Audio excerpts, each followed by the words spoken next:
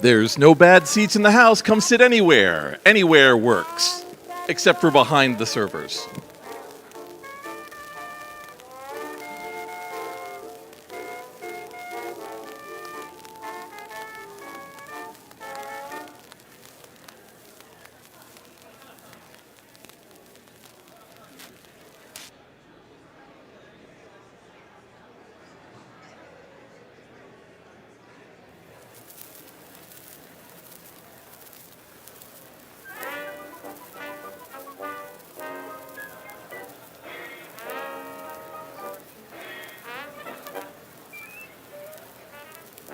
When I'm happy, singing all the while. You don't need nobody then to show you how to smile. When I've been out on the street, toddling down the street, with this little melody, everyone you meet, show me the way to go home. I'm tired and I want to go to bed. I had a little drink about an hour ago, and it's gone right to my head. Wherever I may roam, on land or sea or home, you can always hear me singing this song. Show me the way to go home. Old King Cole was a merry old soul, and a merry old soul was he. He called for his wine, and he called for his pipe, and he called for his fiddlers for me. When they'd had a high old time all the whole night through, what was it that King Cole said, and his fiddlers too? Show me the way to go home. I'm tired and I want to go to bed. And he wanted off to push a fountain pen, but a pencil must be lead. I tried to figure out, but can't get through my dome. Can a fella bounce from codfish ball? Show me the way to go home. Say, Bill, Maestro. Half a minute, Maestro. Thank you. Say, Bill, didn't we have a lovely time down at the wedding party the other night? You know, they had some lovely refreshments down there. And after I had partaken of a couple of glasses of the refreshment, I felt so good-natured. I think the stuff was made of good-natured alcohol. Well, back to the song, Bill. Miss Fitzsimmons went in swimming early one summer morn. She took a dip and she heard a rip and she knew her suit was torn. She stayed till the change of tide took the water out. And when no longer she could hide, she began to shout, show me the way to go home. I'm tired and I want to go to bed. Say, if they print the papers up in black and white, how can the news be read? I tried to figure out, but can't get through my dome. Why a hot dog has no pedigree. Show me the way to go home. Jack McCann was took a man up in his aeroplane. He looped the loop, then made it move and looped the loop again. His friend hailed and mopped his brows and the flyers cried, what else can I show you now? And his friends replied, show me the way to go home. I'm tired and I want to go to bed. Kentucky, no one ever tasted cake. Everything down there is bread. I tried to figure out, but can't get through my dome. Can a man make fun cake out of a sponge? Show me the way to go home. Maestro. Let me speak to him in the low voice here. Maestro, please. Thank you. Thank you. A friend of mine came back from the party the other night. He came home and his wife told me that he brought a sewer cover home and tried to play it for a phonograph record. Everyone down there was feeling good. They were all singing, we won't go.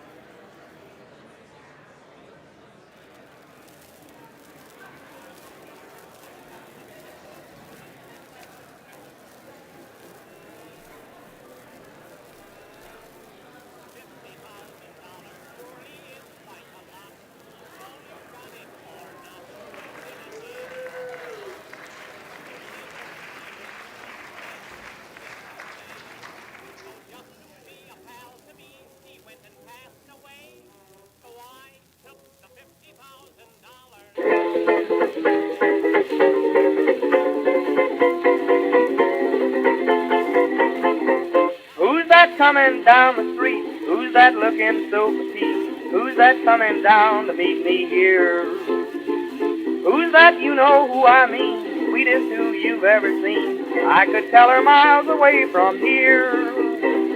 Yes, sir, that's my baby. No, sir, don't mean maybe. Yes, sir, that's my baby now. Yes, ma'am, we've decided. No, ma'am, we won't hide it. Yes, ma'am, you're invited now. By the way, when we reach the preacher, I'll say, yes, sir, that's my baby. No, sir, don't mean maybe. Yes, sir, that's my baby now.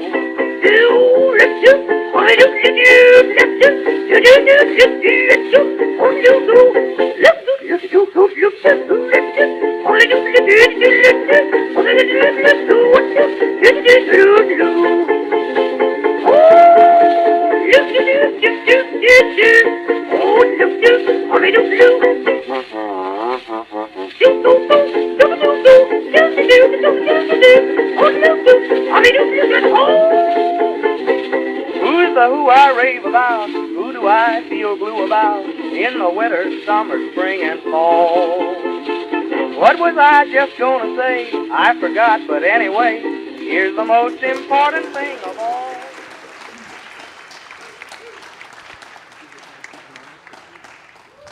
Why, hello, everybody.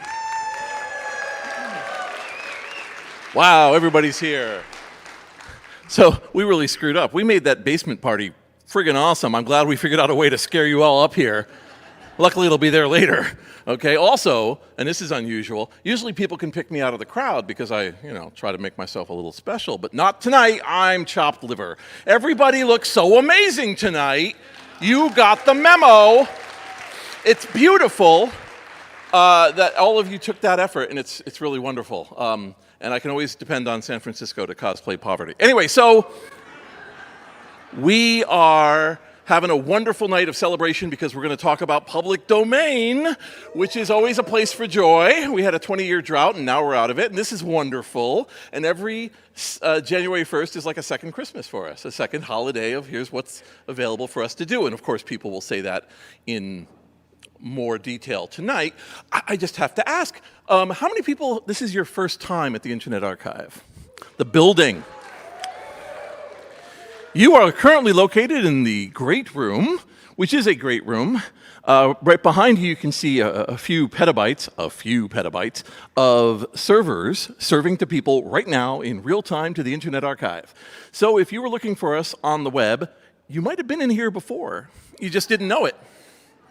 And we always encourage people to get photos in front of them and be all cool and like and subscribe and all that. So this is going to be a wonderful night. I once again want to thank Chris Freeland for organizing the top end part. She has no idea I'm going to say this, but we are having BZ Petrov retire this year, and this is really one of her big last parts and projects of it. And she has been a really amazing part of the archive. She has been there for a lot of people. 9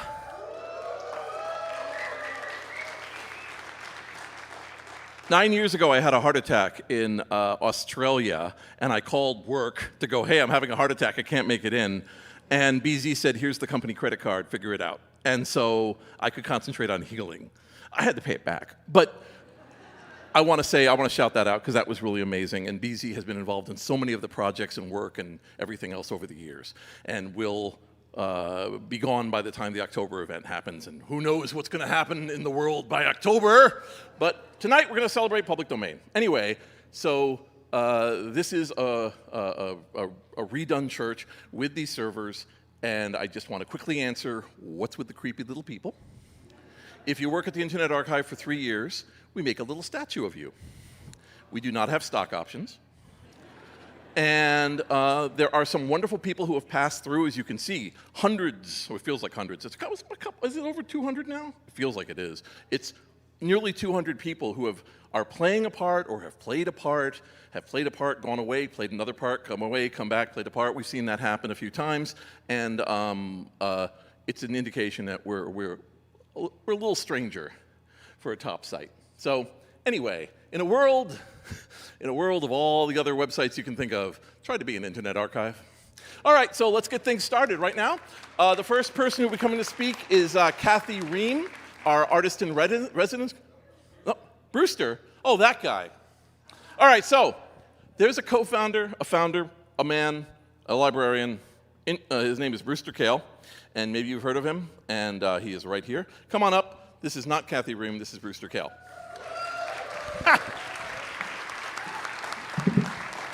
Thank you, Jason. Tonight we're going to party like it's 1930. Yeah. So, being a library here in San Francisco in the United States, we get to celebrate some things that are actually then coming into the culture for reuse and celebration. And tonight is our night for celebrating 1930. Yes! Okay, there's a little asterisk. You say, 95 years, that's plenty of time to go and clamp down on cultural works, except just recently, the music industry figured out how to get another 5. So we only got to 1925 for musical sound recordings. But we've got, let's just talk about 1930. And we've had fantastic participation in the film project of people going and remixing, making it their own, seeing their new stories, going and building on these works that came public domain. This year is just better than ever. We've gotten almost twice as many submissions. I really think that we're on to something here towards having people participate in this way. And we would like to sort of see this thing grow further and more, but you'll get a glimpse of some of the best of what this set of judges thought were the best. But I think we just need different sets of judges to go and pull for the public domain and make little film festivals like this all over the world. So yes, the public domain is growing. People are doing great things with it. Let's party on. Thank you very much.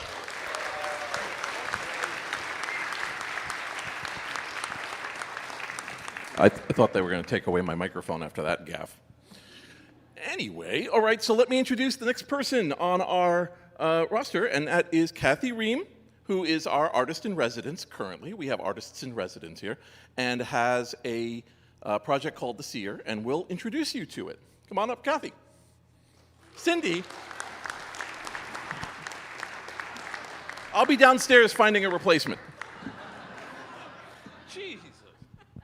Thank you all so much. I'm really excited to be here to celebrate Public Domain Day and tell you about my project, The Seers. I've been an artist in residence here, working with images from the public domain to make a series of collages. And so the full series is 100 collages. They're about 11 by 17 in size. And I was sourcing imagery from historic books in the archive. And this project is really inspired by 2 different women who have influenced my work over the years. And one of them is the French theorist and writer Hélène Cixous, who her book Laugh of the Medusa is one of her most famous texts. You may be familiar with it, but it's a book from the 1970s, an essay, where she really called for women to be able to find their own language, to write from their bodies, and to really tap into their creative potential. And the other thing about Cixous' work that's been important to me is that she is a lover of cats and has written several texts where she thinks about her cats as being mystical guides or really portals between worlds. And so the other artist that's important for this project is Carolee Schneemann, who passed away in 2019, but she was an artist who worked across many different media, including film. And so I know we have a lot of film and cinema people here tonight. And the image you see is a still from her film Fuses. And in this film, her cat Kitch plays a major role. And in writing about that film, she says that she felt like everything in the film was through the cat's eyes. And she went on to make many other projects using her cats. And I know SF MoMA has some of her pieces in their collection, so maybe you've seen them before. So both Cixous and Schneemann, I'm interested in their feminist thought, but also their ideas about cats being mystical beings or visionary guides. So that's really where the project started. And so I began my search in historic books looking for books related to women and cats. And I should say I've been using materials from the archive for about 10 years. I believe I first encountered it through Tumblr, looking, collecting images, clicking on an image, and then coming to this like incredible archive of books. And I can spend hours and hours. I liken it to like when you would go to the library to get a book and you go to find something and you find the book next to it, this incredible synchronicity. So it's a really, lots of rabbit holes for me in spending time in the Internet Archive. And so like I said, starting this project, searching for books on women and cats, and I came fairly quickly to books on witchcraft. And this is a text from 1712, so the vastness of the materials here are really incredible. But what's amazing about this book, it's about Jane Wyndham, who was accused of witchcraft. And one of the things her neighbors accused her of was sending cats to menace them. And they would arrive with her face, and they could speak. And so this real enmeshment of the witch and her familiar. And then also, this is a book that happened to be published in 1930, but really interesting text on the history of cats and spiritualism. And I also just wanted to share some of the incredible covers that I encountered working on this project. This is also from our public domain year, this zoological bulletin. And then a book on amulets and another one on lace making. Sometimes the covers are even more incredible than what you find inside. And so as I started looking for kinds of imagery that would be included in the collages, I went towards textiles and handiwork that are related to histories of women. Also, images for art and art history. Nature and natural forms. And then, of course, because of the nature of this project, also animals, and especially cats. And what's really incredible is that larger image of the cat on the side of the screen is from a veterinary book from 1906, and it shows a cat with a glass eye, a cat with a prosthetic eye, which I had no idea that prosthetic eyes were made for cats, so I thought that was an interesting thing to discover. And then also, these are some images that were gleaned from books that were published in 1930, our domain year. So in thinking about the form that this project would take, I was inspired by the work of Aby Warburg and his memory atlas, and this is also an incredible archive of over 1,000 images. And he was really interested in taking found images from art history and grouping them together to create what he thought would be a visual collective consciousness. And this led me to thinking about scrapbooks, and you might not realize that the archive has an incredible collection of these more personal books, of travel logs, photo albums, and then also scrapbooks. And what I was drawn to with the scrapbook, obviously, its relationship to collage, with the cutting and pasting. Also that it historically is related to women's experiences and women's lives. And then the other thing that I borrowed from scrapbooks is this idea of the repurposed book. A lot of times when you encounter historic scrapbooks, they'll be over catalogs or ledgers. This one happens to be over top of a music book. And so I carried that idea into my project. So once again, this is the full 100 images of having a base image and then collaging these fragments over top. And I know it's hard to see detail in this, the full series, but I wanted to show you the full collection to start to show the repetition and even the choreography of the elements over the entire series. And so I'm going to show you a few pairings closer up just so you can get an idea of the kinds of images I'm using and even the ways that pieces are repeating. And I really think this is very much very similar to the film projects we're going to see where they're taking a fragment and remixing it. So I'm taking these images and reconfiguring, remixing them over the series. And I really started to think about this repetition almost as being a symbolic language that develops over the series, or even a kind of esoteric taxonomy, throughout the project. So I'm going to end with an image of a poster that we made as part of this project. I saw some of you as you were coming in, but I have a small selection of the collages downstairs. And so I welcome you after the screening to come and take a look at those. And we produced this poster as part of the project, and I have about 100 of these to give out this evening. So if you'd like to pick up a copy of the poster, I'd be happy to give you one. So The front of the poster shows a singular image from the series, and then the back of the poster has a selection of source images. And if you're interested in seeing the full 100 collages in greater detail, you can visit my website that's on the screen. So thank you so much, and I look forward to joining you and watching all these wonderful film remixes. Thank you. I apologize. Our wonderful artist in residence, ladies and gentlemen. Okay, I have one more chance to not get this wrong. I was trying to think what my punishment is. Nobody call me by my real name for the rest of the night. Thank you.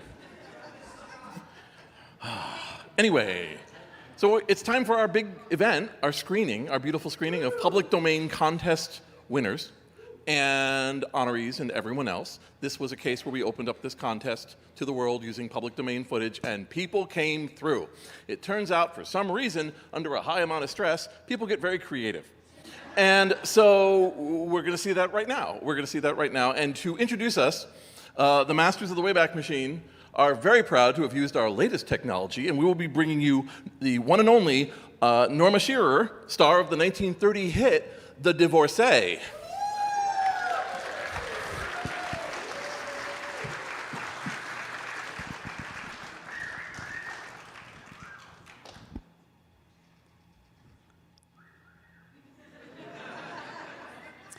Oh, look how fine you all look there.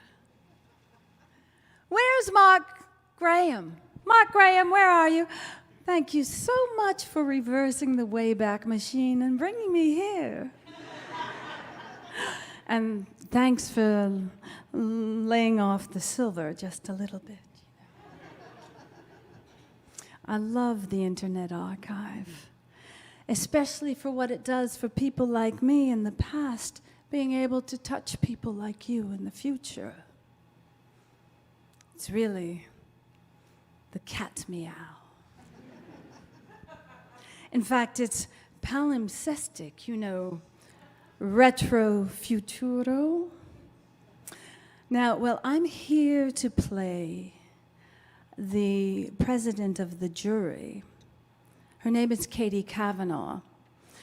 And this Katie Kavanaugh is the founder of a National Science Foundation program called Screen 360 TV. And just a moment, let me put on my glasses to see if there was something else I was to say about this. There we are. Yes, and she will, there we are. She will deliver the awards for the Domain Day Film Remix Contest. Just a moment, let's see if we can find Katie.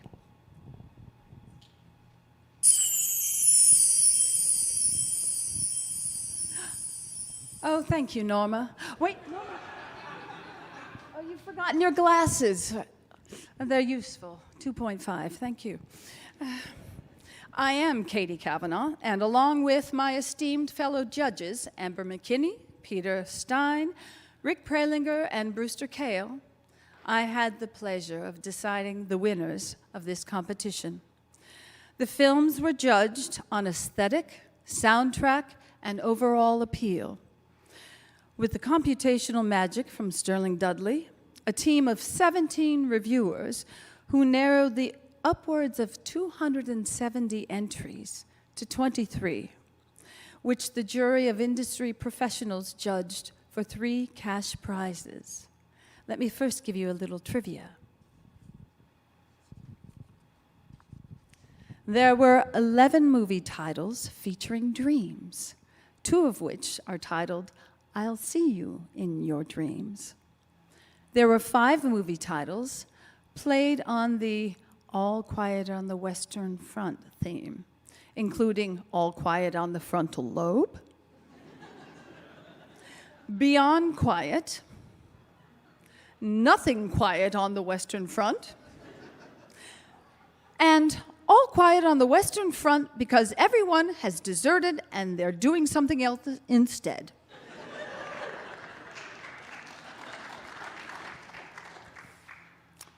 The most popular sound recording was in 10 films, and that was Manhattan by Ben Selvin. And the most popular musical composition was Dream a Little Dream of Me. And there were multiple original recordings. I bet you're dying to dig into these. You must, really. And there were several entries from around the world, from countries like Spain, Italy, Canada, England, Germany, the US, of course, and Kyrgyzstan. Now, the judges found that several of these films were very close in scores, and we love them all. So we have 4 special mentions that we'd like to present to you to start. And the first one is How's the Play Going? By Noel David Taylor. Talk about palimpsestic. Well, this is the definition. It's masterfully costumed, color-matched, edited, and performed. A tremendous hoot. Have a look.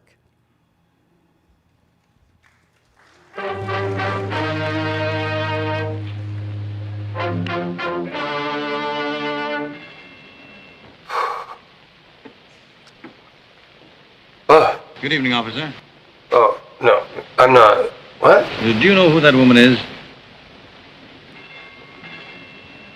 Yeah, look, I don't want any trouble. If you do know, you better keep it to yourself. Look, I don't know who's this guy now. Could you maybe scooch? How do you know that? I don't know. Okay, I don't know. I just came out here. There was no lead in. You know what I mean? I think this is the whole scene. Like, are you a detective? What am I? I'm supposed to. Let's not. I'm just not interested. So let's just watch the water and just wait for the scene to fade out or a funny transition or something, okay? Yep, see? Oh, great, another scene. And I've got a silly hat. Hi.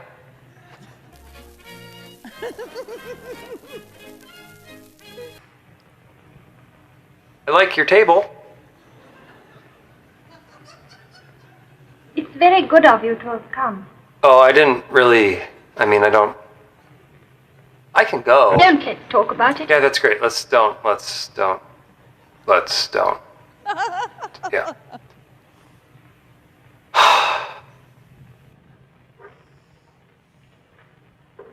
How's your play going? Oh my God. Let's that too, because I don't want to talk about that. I know. Well, it's not that bad. Did you read it? Did you think it was that bad? Don't you? Let's just wait for the scene to fade out again.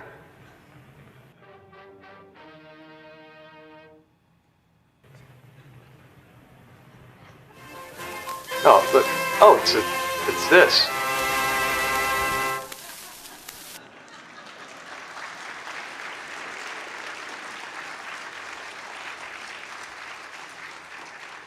Wow, what a delight. Well, we have another delight for you.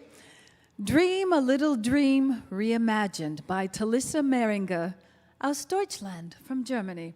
A celebration of choreography in 7 archival works, precisely edited, that thrills to make you want to dance.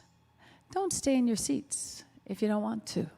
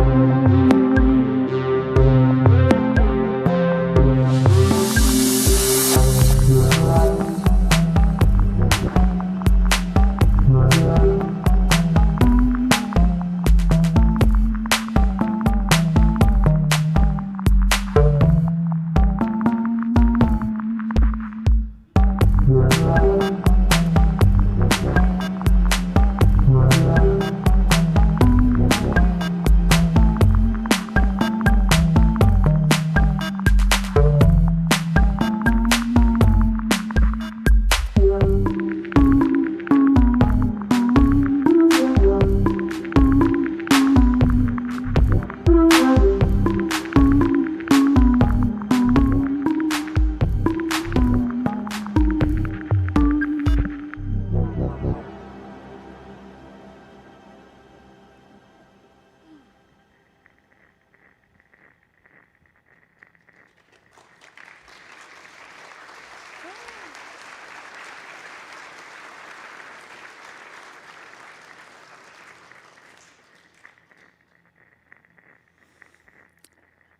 right, now we have a third special mention for you, The Boots on the Western Front by Thomas Biamonte. This remix paired with Rudyard Kipling's 1903 anti-war poem, Boots, moved the fire in all of the judges. So hold on to your hearts, friends. Those of us who have never been engaged in actual warfare have very little idea of some of its worst horrors, one of the most terrible being the agonized impression made upon the minds of the infantry soldiers during the long, forced marches. Soldiers have been known to go absolutely insane with the everlasting sight of marching feet all around them, where foot, slog, slog, slog, slogging over Africa, foot, foot, foot, foot, slogging over Africa, boots, boots, boots, boots, moving up and down again. There's no discharge in the war. 7, 6, 11, 5, 9 and 20 miles today, 4, 11, 17, 32 the day before. Boots, boots, boots, boots, moving up and down again. There's no discharge in the war. Don't look at what's in front of you. Boots, boots, boots, boots, moving up and down again. Men go mad with watching them. There's no discharge in the war. Count the bullets in the bandoliers. If your eyes drop, they will get atop of you. Boots, boots, boots, boots, moving up and down again. There's no discharge in the war. We can stick out hunger, thirst, and weariness, but not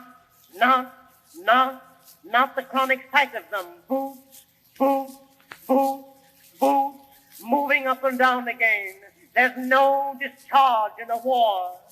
I have marched 6 weeks in hell and certified it is not fire, devil's dark, or anything but boots, boots, boots, boots, moving up and down again. There's no discharge in the war. Try to think of something different. Oh, my God, keep me from going lunatic. Boots, boots, boots, boots, moving up and down again. There's no discharge in the war.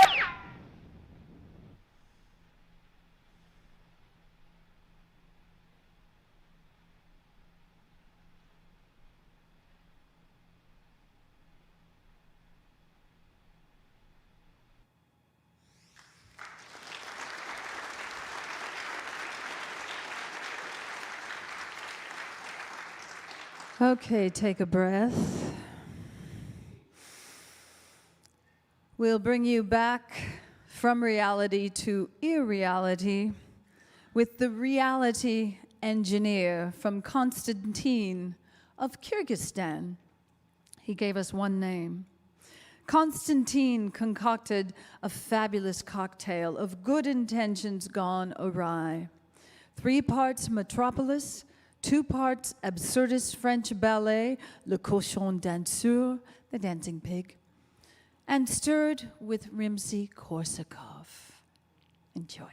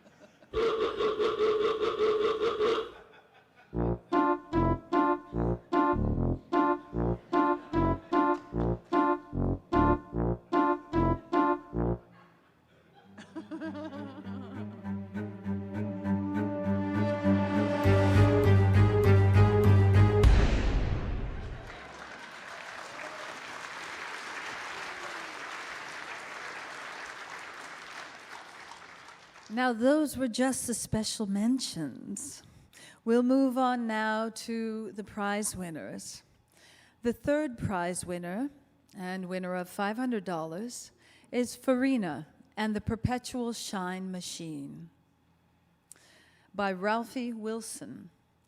This film highlights terrific sourcing and intercutting of both uplifting and disturbing depictions of African and African American film imagery from 1930. Not at all gratuitous in its presentation of images from governmental, industrial, and educational archives, the familiar comic expression of our gang's Farina, Alan Hoskins, softens the disquieting impact and prompts further inquiry. The Hall Johnson Choir's Spiritual, directed by Broadway performer Juanita Hall, later known for her role in South Pacific, elevated imagery and sound score, further highlighting the conundrum in our fraught history. As director Ralphie Wilson stated in his description, unease follows. Thank you and congratulations, Ralphie Wilson.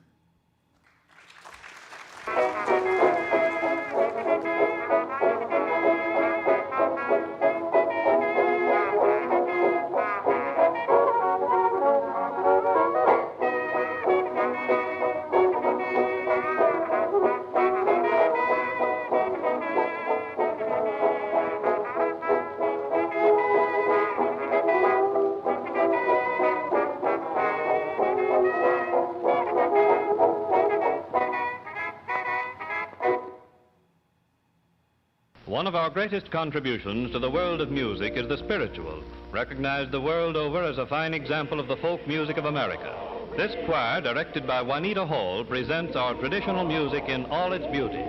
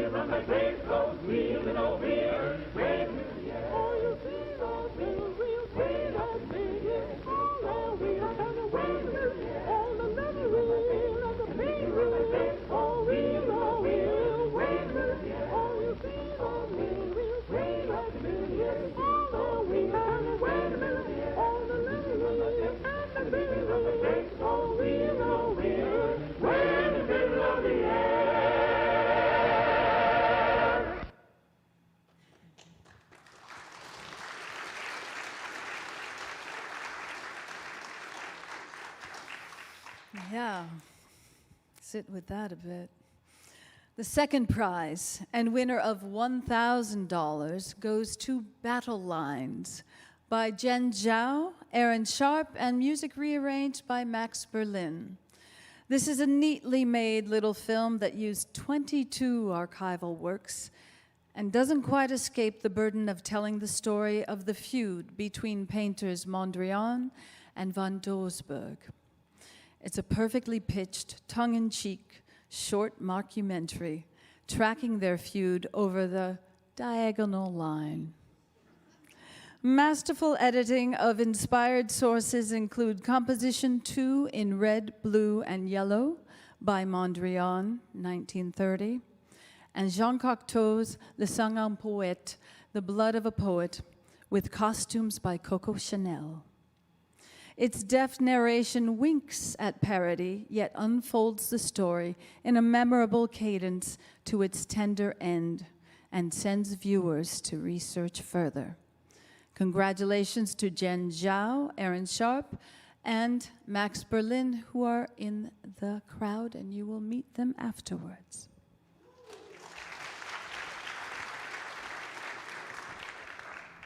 Once every so often, against all odds, amidst all of the chaos and the randomness of the universe, fate bends, and two kindred spirits cross paths.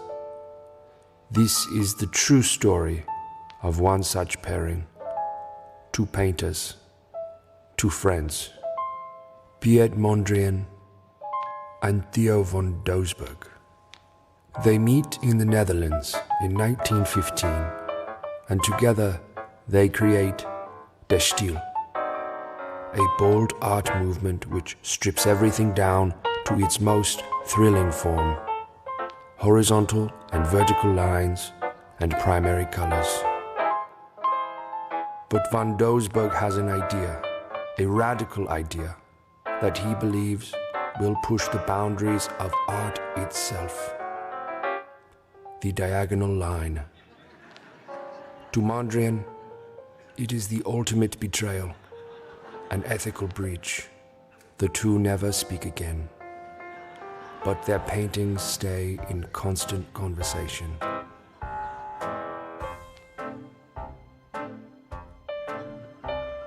It is war, and everyone must take a side.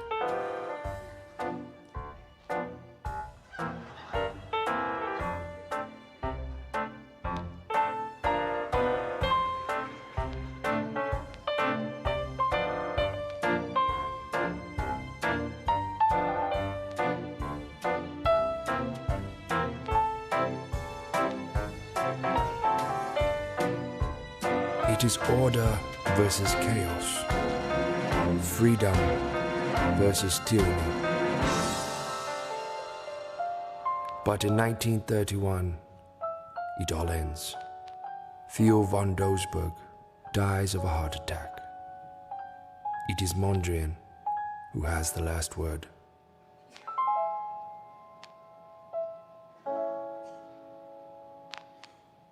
Two years later, in 1933, Mondrian presents a new work, Composition with Yellow Lines, to the Kunstmuseum in The Hague where it remains to this day. It features a white background and 4 yellow lines, 2 horizontal, 2 vertical. It hangs diagonally.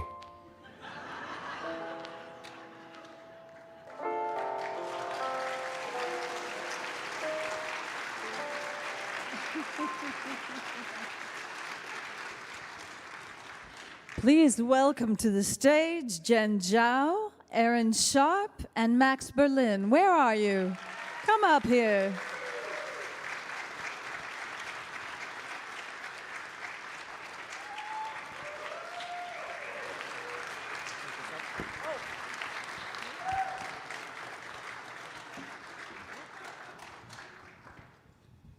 Was not expecting. Come in. Oh, no, I have one. Congratulations, you all. Brilliant. I have a question, and maybe all of you can answer. Tell us why, well, consecutively. Tell us why it's valuable for you, for the past to touch the future.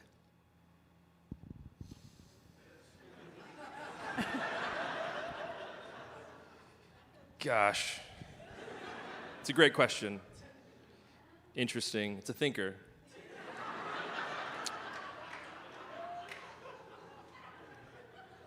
Look, I mean, my history teacher in high school would say you have to learn about the past so you don't repeat those mistakes in the future. That's sort of a trite answer. But at least it's an answer, which is better than either of these two. That answer. That's a good answer. Thank you. Does anyone else have an answer? Oh. I think that film and music and these art forms, I think they're best when they're standing on the shoulders of the past work before them. And to me, something about the public domain is I love that it pays homage. We don't create in a vacuum. We create because we're inspired. And to me, to be able to work with that inspired material makes me very grateful. So. Good answer. Jen? Yes, I would say like the combination of these two is how I feel. Yeah, I don't know, like things don't come from nothing. Like everything's built from something before it, and having a better understanding of what that was, like I didn't know much about Mondrian or anything like that, and even just like seeing this and digging into it, it's like totally, like I went to LACME the other day and I saw these works, and it was like seeing a rock star, and I was like, oh, like that's how other people who know about the world see everything, you know? So I don't know, it helps understand our world better. Expands the mind, I don't know. Yeah. I don't know about you, but that makes me want to dig into the archive even more. Thank you all, and congratulations. Keep making great work.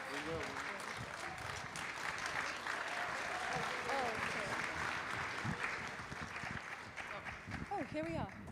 Oh, the 3 or 4? Of course.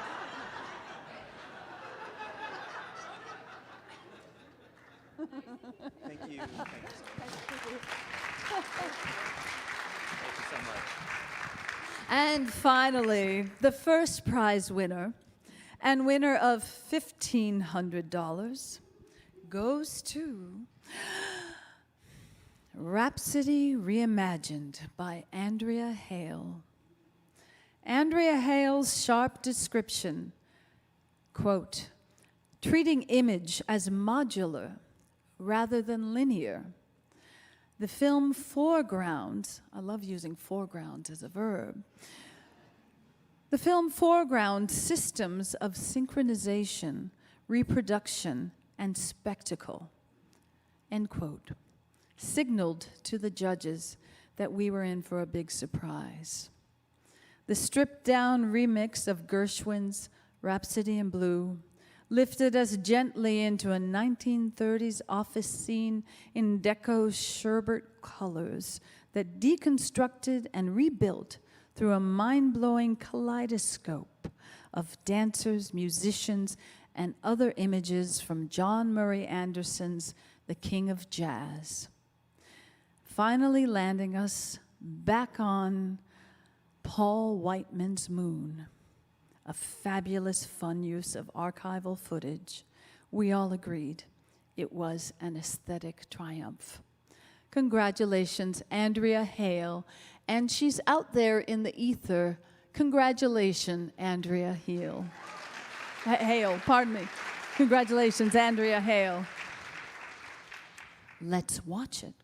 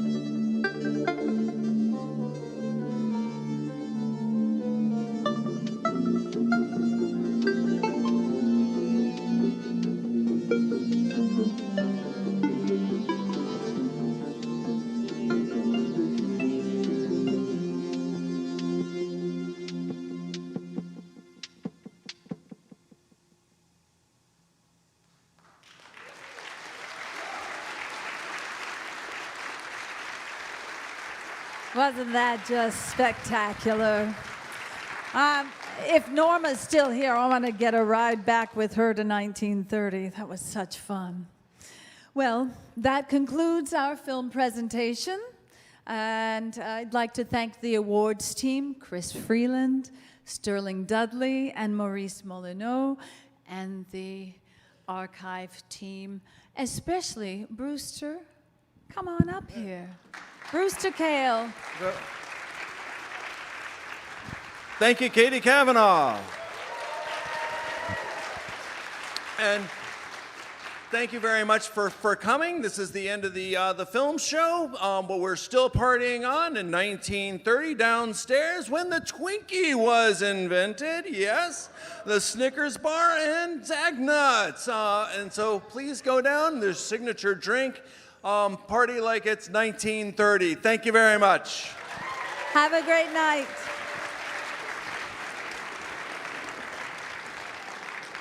Nicely done, buddy. Fun. Excellent.